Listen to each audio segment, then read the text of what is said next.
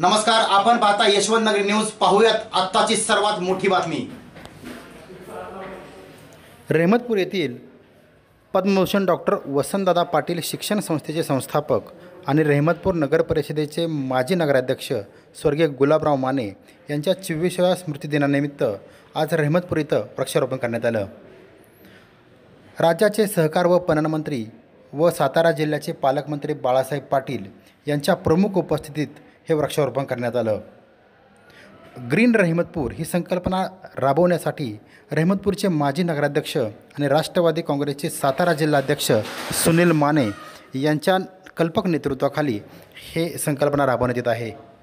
आज सहकार मंत्री बाळासाहेब पाटील यांच्या उपस्थितीत पद्मभूषण डॉक्टर वसंतदादा पाटील शिक्षण संस्थेच्या आवारात हे वृक्षारोपण करण्यात आलं।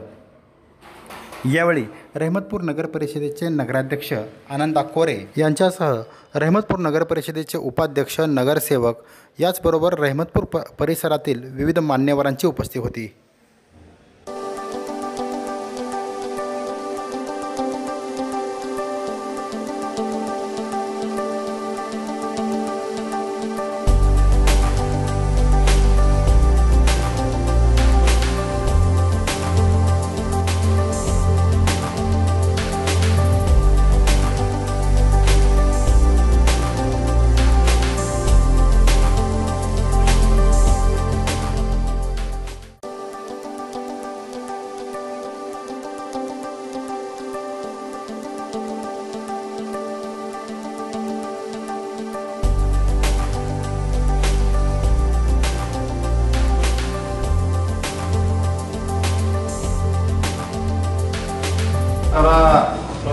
जिल्हा बँकेचे उपाध्यक्ष सुनीलराव माने, आपले नगराध्यक्ष आनंदराव कोरे, शांतीलाल पाटील तात्या, जितेंद्र पवार, शार्जीराव क्षीरसागर या नगरीचे सर्व आजी माजी सर्व नगरसेवक, गावातली सर्व ज्येष्ठ मंडळी, उपस्थित सर्व बंधू आणि भगिनी,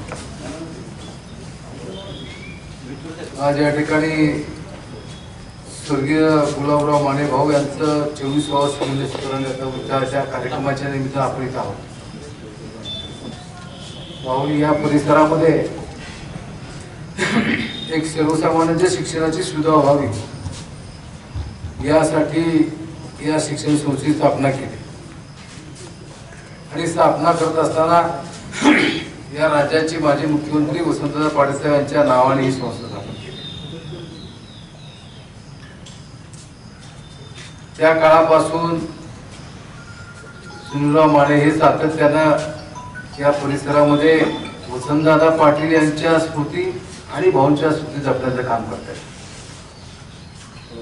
त्या काळामध्ये वसंतदादा पाटील साहेब निवडणुकीला उभे असताना भाऊनी मागणी केली की आमच्या भागाला पाणी मिळालं पाहिजे आणि ती मागणी केल्यानंतर ती मागणी सर्वसामान्य जनतेच्या दृष्टीने सर्वांच्या दृष्टीने किती महत्वाची होती आपण सर्व अनुभवत आहोत। या भागामधला जिरा शेतकरी हा बागायतदार झाला, त्याच्या कुटुंबामध्ये आर्थिक परिवर्तन निश्चित घडलं आणि अतिशय दूरदृष्टीने त्यांनी हा निर्णय त्या ठिकाणी दाखवला। त्यांच्या स्मृती या ठिकाणी जपत असताना त्यांनी ज्या प्रकारे त्यांनी काम केलं ती कामाची परंपरा पूर्ण करण्याचं काम आपण करत आहोत।